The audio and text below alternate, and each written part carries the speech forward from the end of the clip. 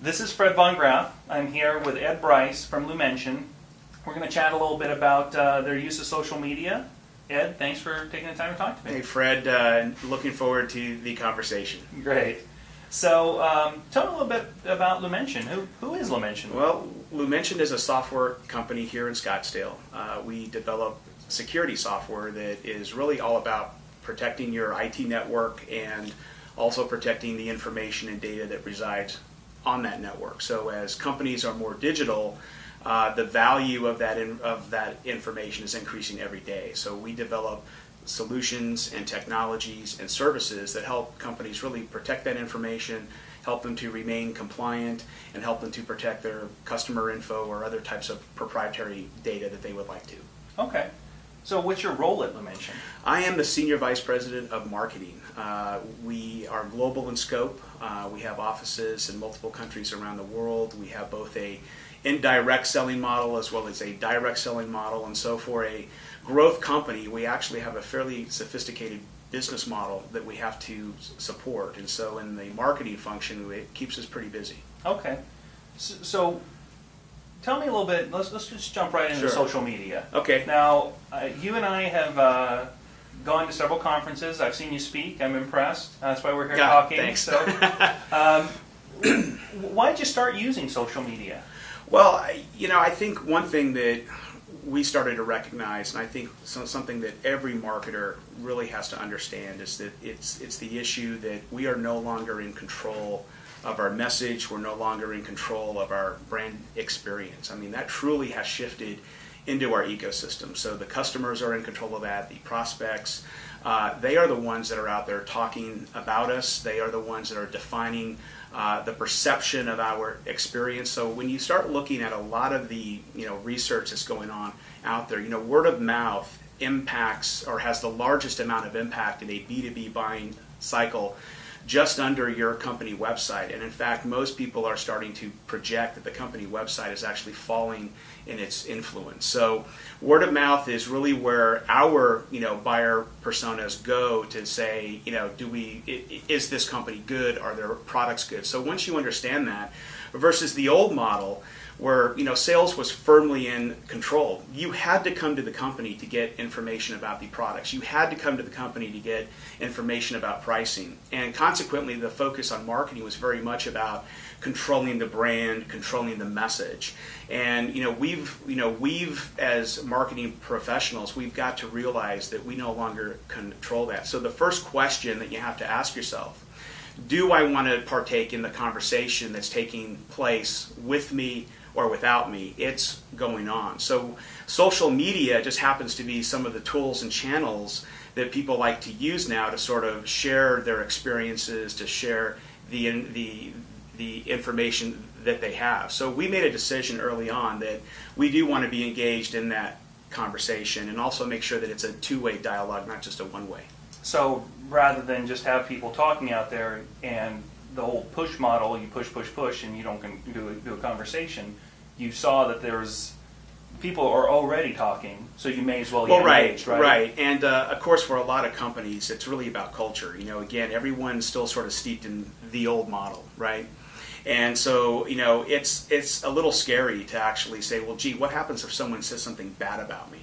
And I always like to say that the principles of marketing haven't changed. The way that we go about, engaging, the way that we go about communicating, that has changed.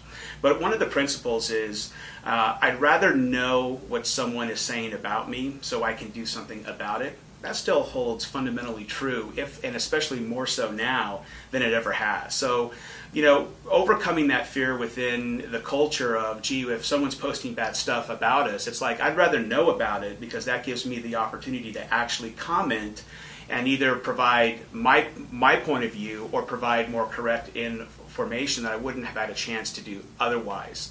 And yet people are out there reading those comments every day. So to us, listening and engaging really wasn't that scary. We looked at it as a opportunity. Good.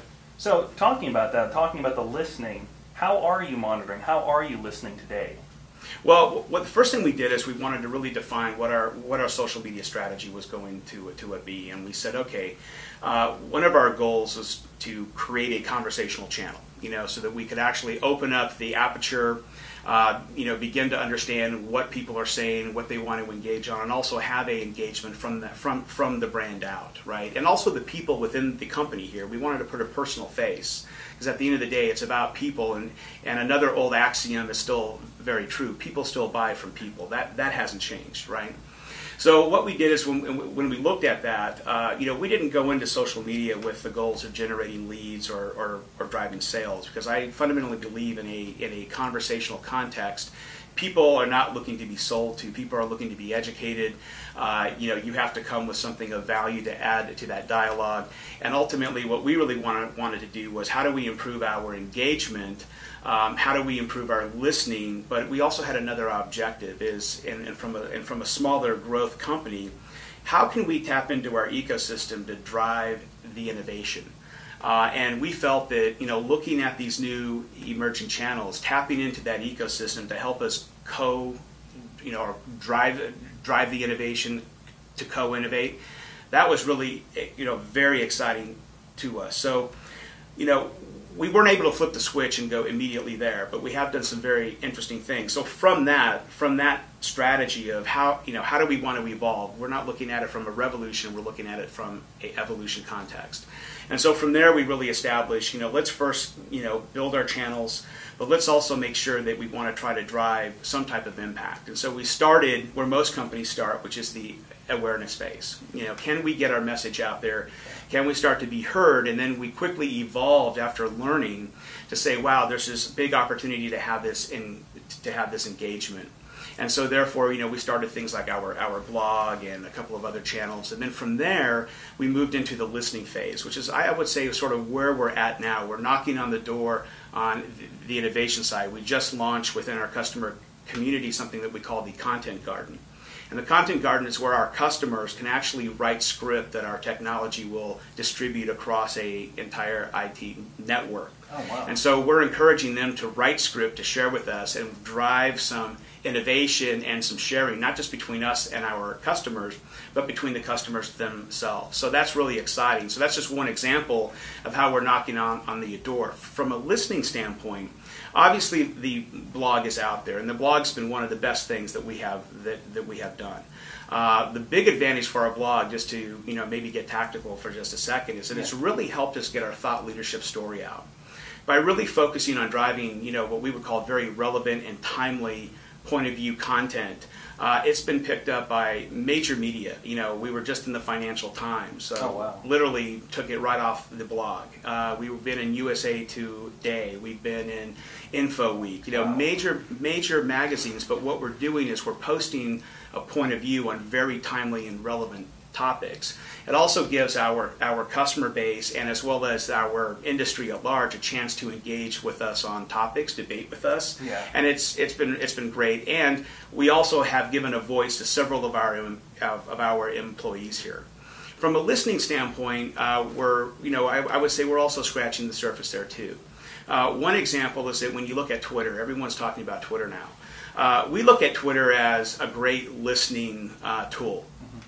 And so search.twitter.com, we think, very tactically, it's a great listening tool, because what that does is we can, track all of our branded names, we can track our competitors, we can track industry topics, and you would be amazed at the information that you get back in.